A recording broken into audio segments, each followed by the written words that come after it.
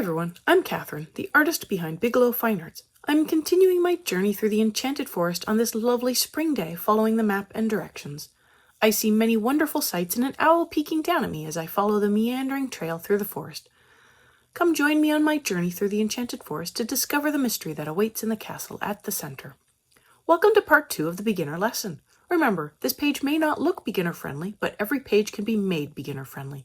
I believe in you and I know you can do this. So if you have to, grab a sheet of paper, cut out a hole, and use it to block out the rest of the page. I will be working on these little flowers first. Coming in with light flesh, I am putting down a base layer on the whole petal on these small flowers. The light flesh is light, but does show up. The camera just doesn't show it very well.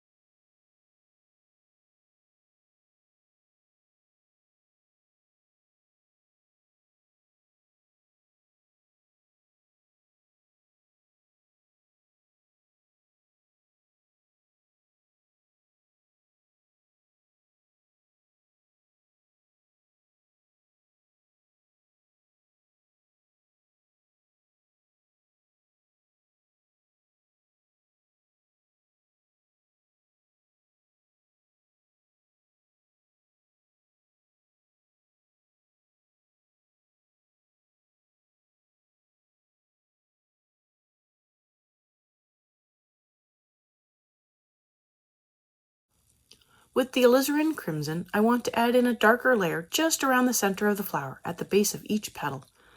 I am keeping the layers light so I can build up to the color I want. I build up the color first with light circles, and then I go around the center to darken the color a little more. If you haven't already, go ahead and hit that subscribe button. It helps keep you informed of when I post new videos, as well as join in on the color alongs. I have palettes and timestamps in a Patreon post, so go check that out if you want the whole list of colors. Subscribing is the best way to keep up with the color alongs.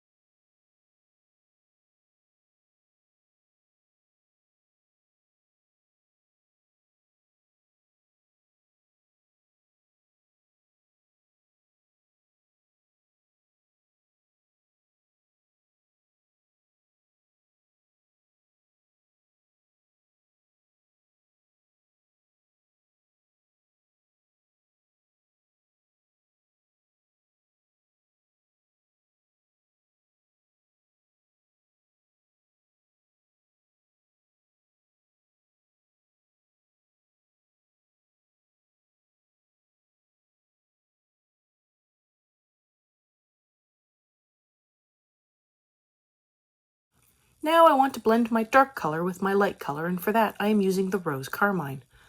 I add in a layer over the crimson, then I feather the color out a little more towards the tip while leaving the tip pure flesh color.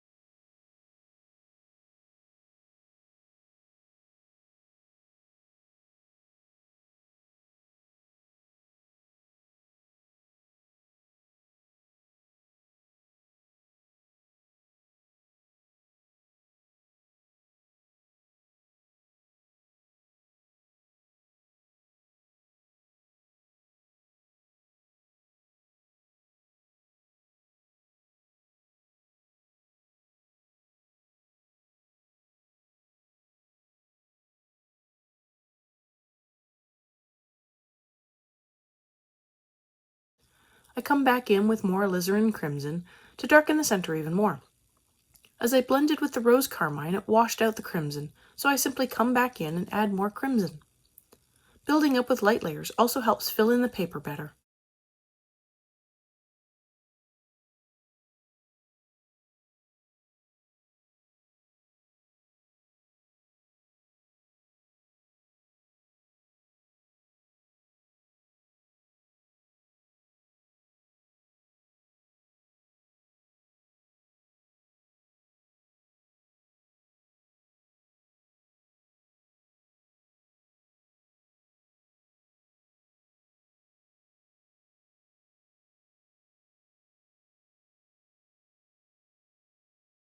Now I want to come in with the light flesh and blend everything together.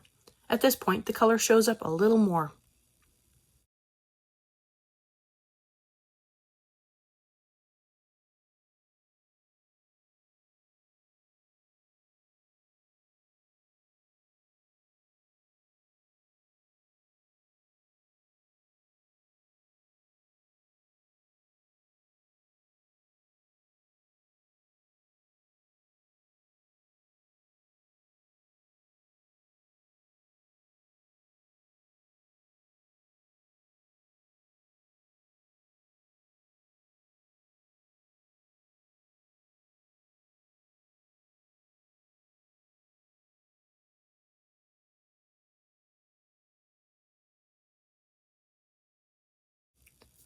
On to the center of the flowers, and I begin by filling them in with dark cadmium yellow.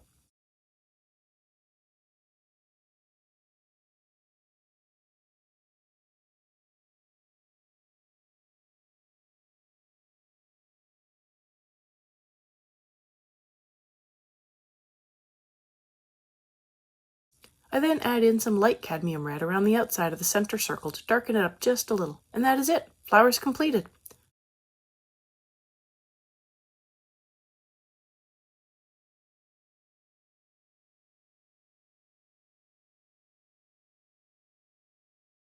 Now on to some leaves. I come in with the light phthalo green and put down a base layer to work up from.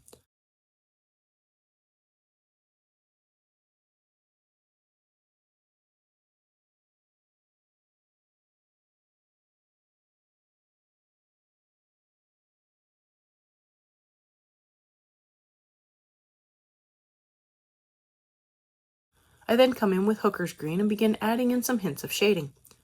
I can block in what I want the leaf to look like in light layers, and if I don't like it, I can go over it or erase it back.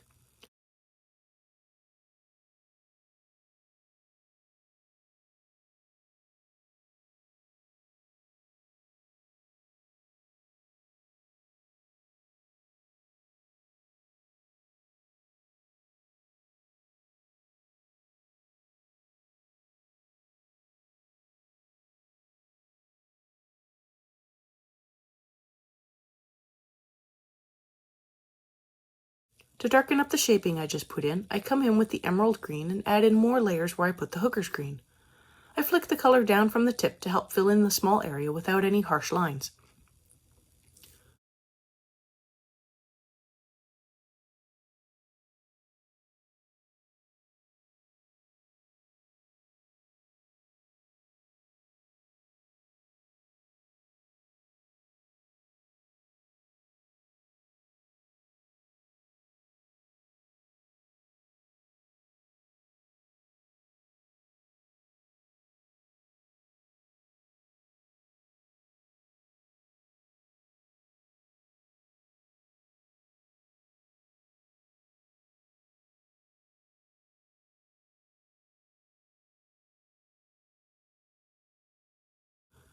Back to the hooker's green, and I want to go through and darken up the shadows.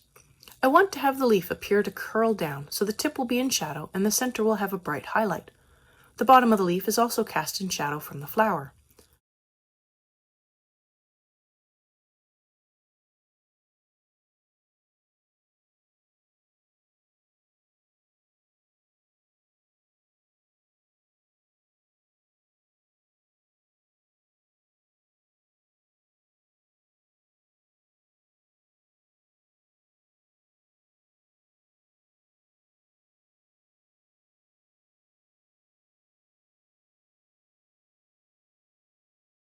I add in another layer of light phthalo green to blend everything together and fill in the highlight a little more.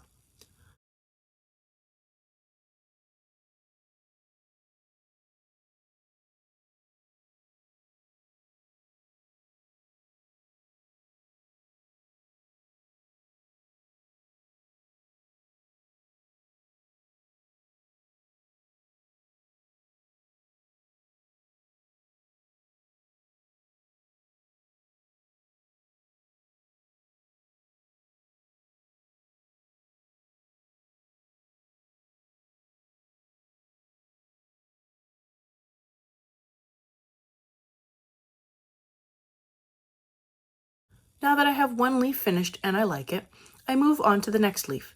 I fill it in with the light phthalo green.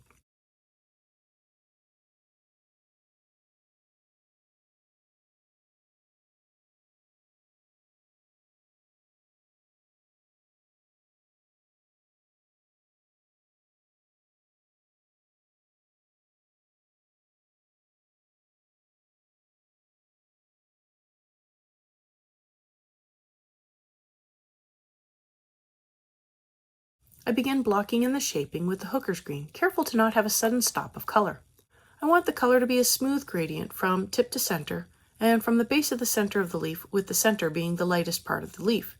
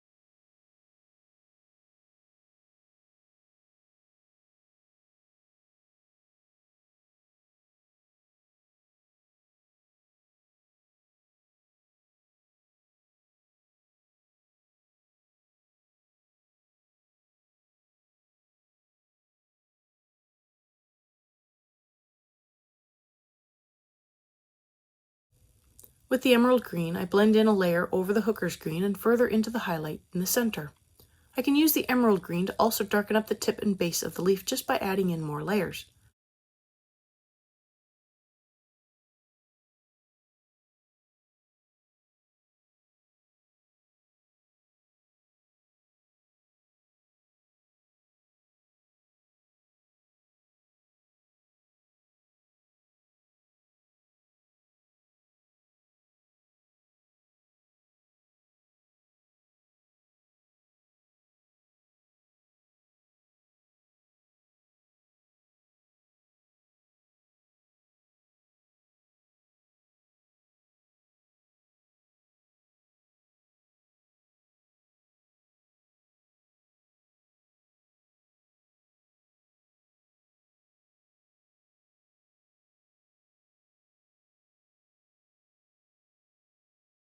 I give that a blend with more light phthalo green.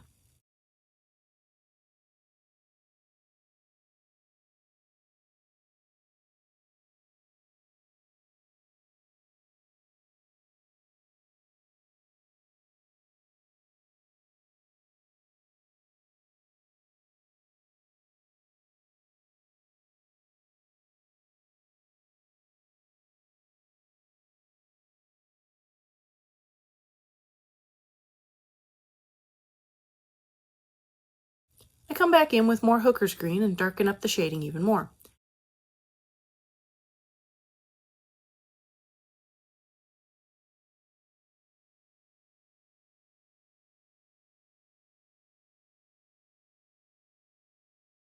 And since it wasn't quite dark enough, I'm coming in with a layer of sepia to get the shadows to stand out more. The sepia really ups the contrast.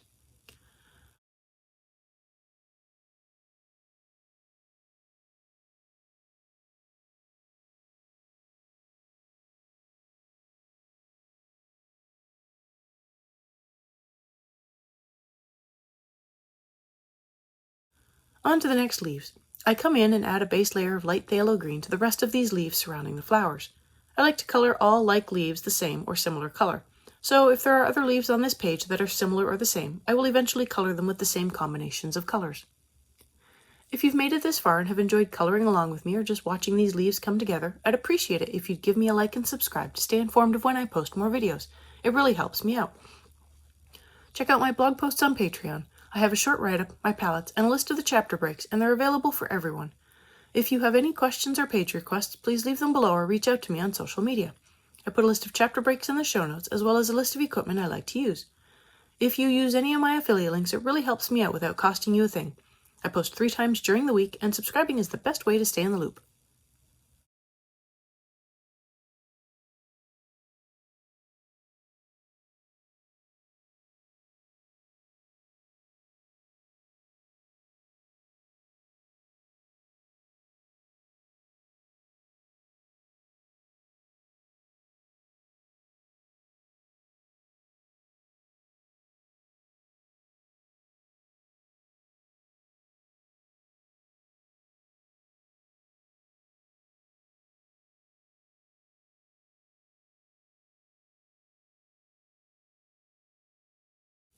With the base layer in place, I want to come in with the hooker's green, which is my dark green for this combination of colors, and begin to add in shaping to the leaves.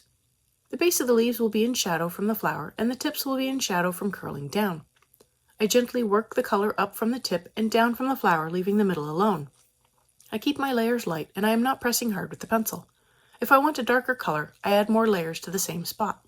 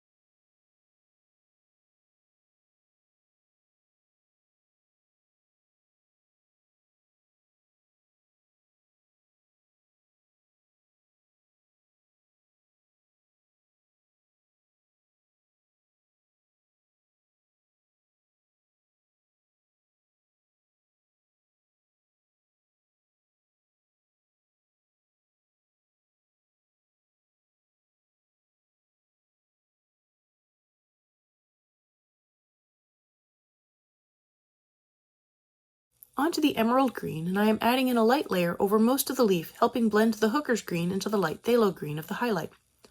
I also add in more layers at the tip and base of the leaf to help darken them up a little more and blend the color.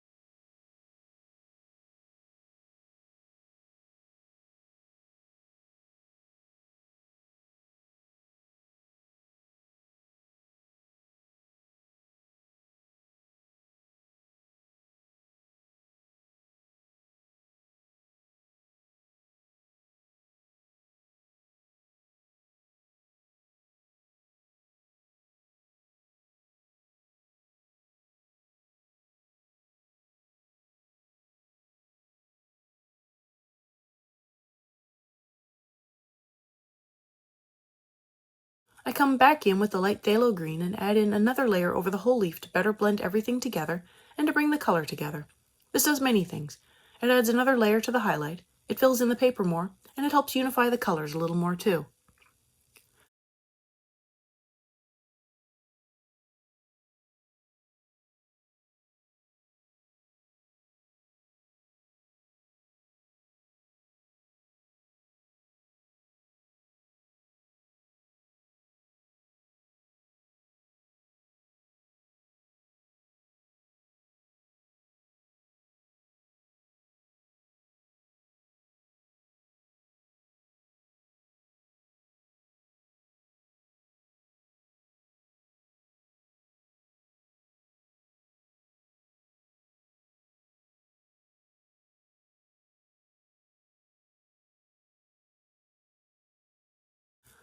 More Hooker's green, as I now want to darken up the shadows more. I have the colors in place, but they are not dark enough, nor is the contrast enough either. By adding in more contrast, I will help the leaves stand out just a little more and look better. So I add in more Hooker's green to the shadows, darkening them more.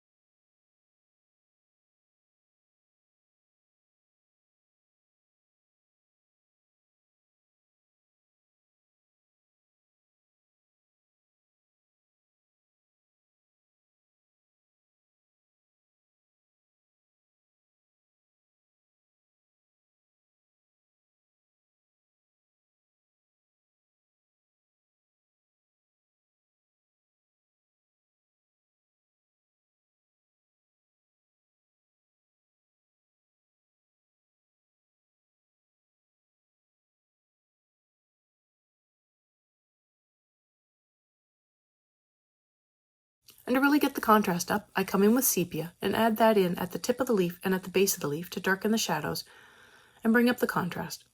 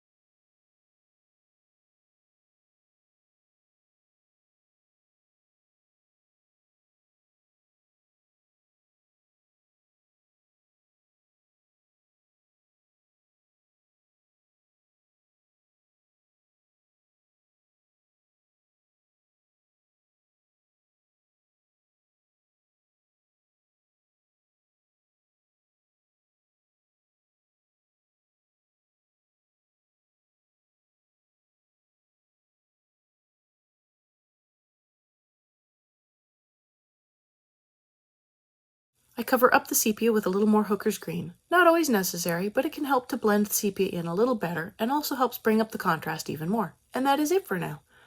Thanks for joining me on this adventure today. Let me know below or on social media if you colored along. I'd love to know how you did. I believe in you and I know you can do this. I want to thank you all so much for coming along and joining in with me on this coloring journey. I appreciate all my subscribers and look forward to more of you joining in and coloring along with me. Please like, share, and subscribe to help that happen. Until next time, happy coloring!